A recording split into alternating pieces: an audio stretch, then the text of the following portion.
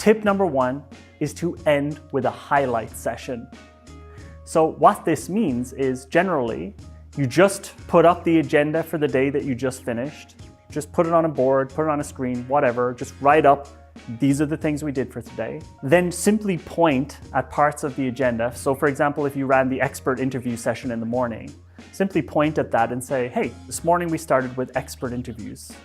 What's something you remember? What's something you enjoyed? What's something that changed when you did this exercise? And you ask the group.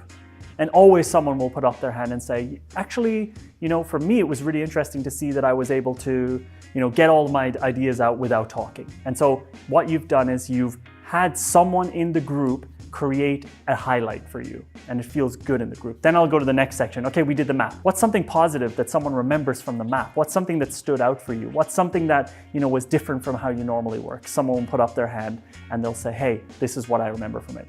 And the cool thing is, by the time you get to the end of the agenda, people in the audience or your participants have basically highlighted peaks and interesting points during the workshop for you, right? And for everybody else. And this leaves everybody going home with a really good vibe of the highlights and the memories and interesting things that happened during the workshop. And it also allows people who had special experiences during certain moments, it basically allows them to talk about their peak, which maybe other people didn't have.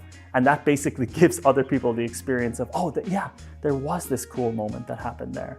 And it really locks in some really nice memories at the end of the workshop. So one great way to end stronger is to go through the agenda of the day of everything that you've completed. First of all, hey everybody, we've gone through this entire agenda, give yourself a clap.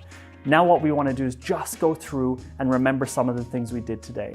In the first exercise in the morning, we did How Might We's. What's something you guys remember from that? And just let them talk about it. So that first tip is really just asking people to summarize parts of the day for you and for the group. It's a killer way to end a workshop. It sounds boring, but it always works really well.